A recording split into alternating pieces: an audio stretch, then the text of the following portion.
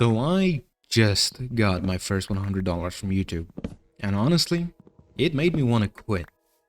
I have 3,000 of you subscribed to this channel, but my video stays at 30 views. I spent years chasing what I thought the algorithm wanted. Fast cuts, loud intros, trending gimmicks, and to be honest, it nearly killed my channel. Seriously, I spent years chasing what the algorithm wanted. But today, I'm done chasing. I'm gonna tell you the truth about what it's like to be a small, successful creator in 2026. And why I'm pivoting to what actually matters. You. So as you guys know from the intro, I just got my first $100 from YouTube.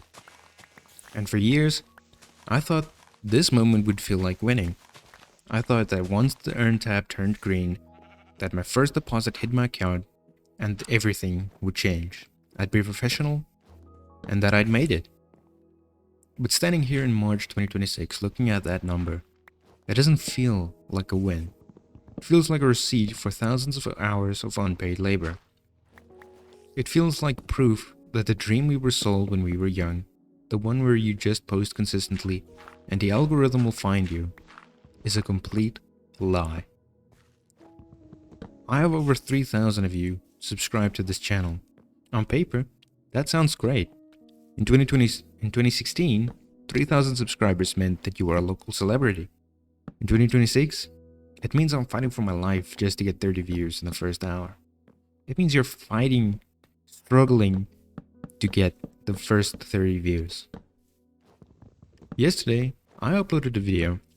I spent over 5 hours scripting it, 5 hours editing it, and another 2 hours obsessing over the thumbnail. And I hit publish. And for the first 18 hours, nothing. Zero. Zero impressions. The machine, the algorithm, didn't even acknowledge that I existed. This video is not a how-to guide. It is not a list of 5 hacks to trick the algorithm. And honestly, I'm done with the hacks. I'm done with the fast cuts and the loud intros. So today, we're going to talk about the psychological tax of being a creator in the age of AI slop, the reality of the 2026 algorithm, and why $100 is the most expensive money I've ever earned. Now, let's talk about the ghost phase.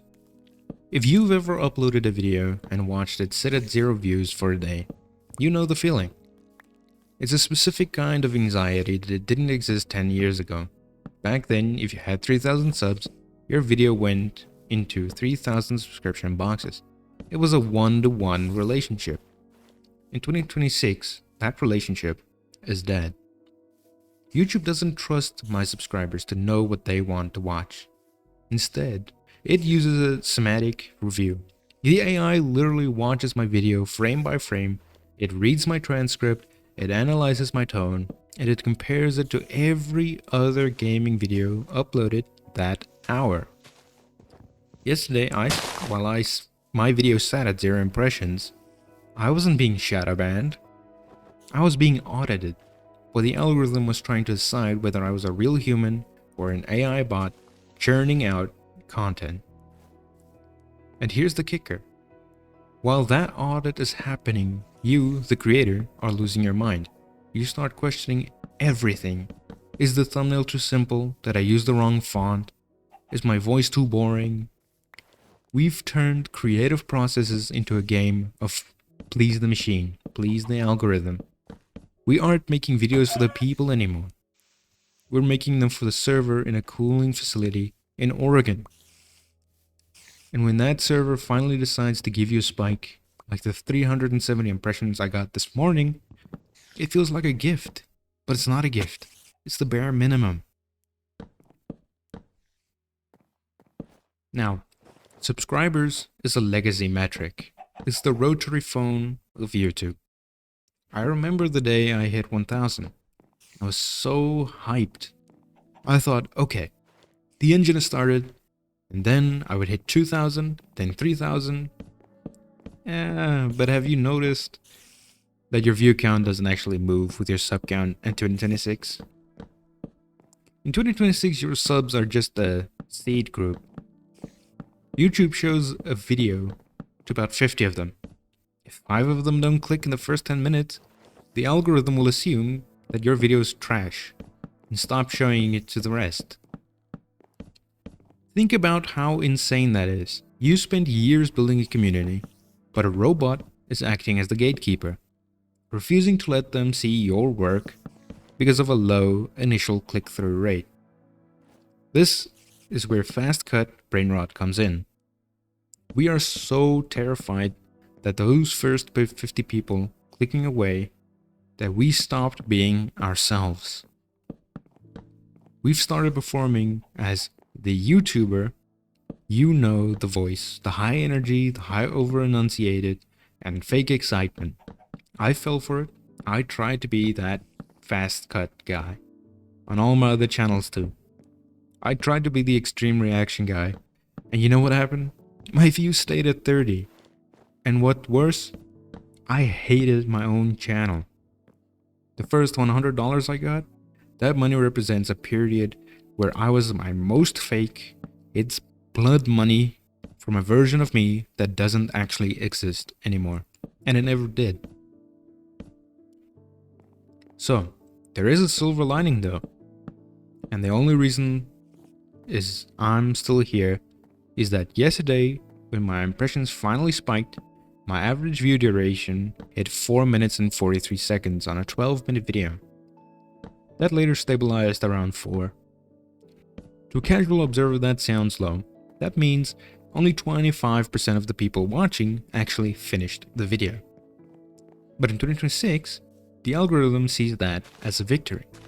Because while everyone else is churning out AI-generated 10-second dopamine hits, I'm sitting here talking to you, the viewer. Right? I'm sitting here talking to you for 12 minutes about the future of Xbox or the YouTube algorithm. If you stayed for 3 minutes, it means you actually listened. The algorithm is starting to realize that satisfaction is often better than watch time. It's looking for returning viewers, and it's looking for the people who scroll down to the comments to argue about the algorithm or to argue about the price of the new Xbox Helix. This is what I like to call the raw dog strategy. No gimmicks, no fake hype, just me, a microphone, and a topic I care about, and a background video of me enjoying my favorite game. So, if you're a small creator watching this, starting your own 22 videos, listen to me. Stop looking at the view count. Stop looking at the average view duration. If people are staying for 3 minutes, that means that you, yes, you have a voice. You have a signal. The views are just a distribution problem. The retention is a you problem, and you are the winning at that problem. Now, being a creator is not just about the videos. It's about the mental overhead. When I'm at the gym, I'm thinking about titles. And I'm wondering whether I should film something for a short. When I'm playing a game for fun, I'm not actually enjoying the game. I'm subconsciously thinking, is this a video? I should probably record this and make this a video. And it's exhausting. We've commodified our hobbies. We've turned our relaxation into pre-production. And for what?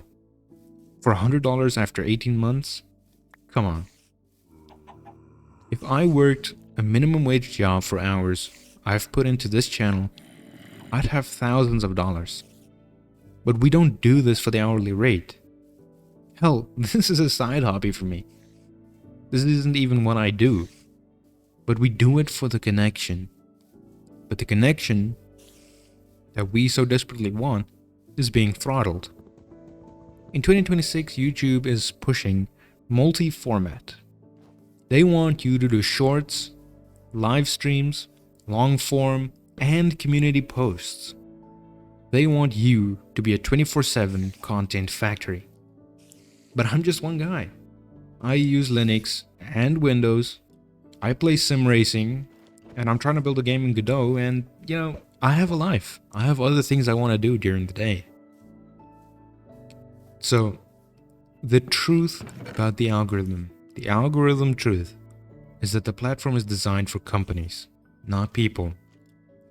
It's designed for teams of 10 editors, 2 thumbnail artists, and when you're a creator, a small creator that is, you aren't just a talent. You are the CEO, the janitor, and the marketing department. And when the algorithm fails to deliver your product, your customers, your subscribers, your one-on-ones, it feels like you, the CEO, are a failure. So what now? Do I keep chasing the 18-hour spike? Do I keep refreshing the studio app at 2 a.m. hoping the 74 impressions turn into 75? No. I'm changing the goal. From now on, this channel is not about growth. It's about depth.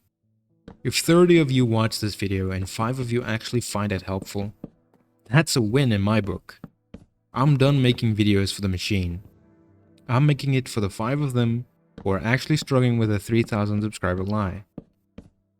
The $100 I'm going to spend it on, something that has nothing to do with YouTube. I'm not buying a new lens, a better computer part for editing, a better software, a subscription to an editing software. I'm not buying a TubeBuddy subscription. I'm going to buy a really good meal and some parts for my racing rig. And I'm going to enjoy it without filming it. We need to reclaim our human-ness. In the 2026 algorithm loves authenticity, right?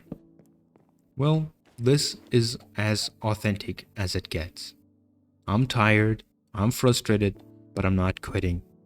I'm just changing the rules of the game.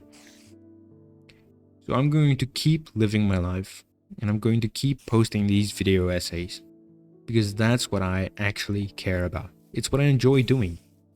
But I'm never gonna let a 74 impression stat dictate my mood ever again. So if you've made it this far, to the last final minutes mark, you are the reason I still hit upload. You are the core audience that the algorithm is too stupid to find. You didn't click because of a bright red arrow in the thumbnail. The thumbnail did help, but you clicked because you wanted a real conversation, a real connection. The YouTube dream isn't about the $100. It's about the fact that I can sit in my room and talk to someone in Norway, or New York, or Tokyo about why Xbox is failing, or why the YouTube algorithm sucks. That is the miracle. The algorithm is just the plumbing, and sometimes the pipes are clogged. So here's my promise to you. I will keep being real, and I will keep, in quotes, raw dogging the data, telling you the truth even when it's embarrassing. So, if you're a creator, starting out, or you've been doing it for a while, stop refreshing your statistics. Go outside, work on your build, eat a good meal. The machine and the algorithm will still be there when you get back. There's nothing you can do in the now. Just wait, let it happen, and thank you for being a part of the 3,000 subscribers. It's a milestone I never thought I'd hit, so let's see if we can turn it into something that actually matters. Thank you, and I'll see you next time.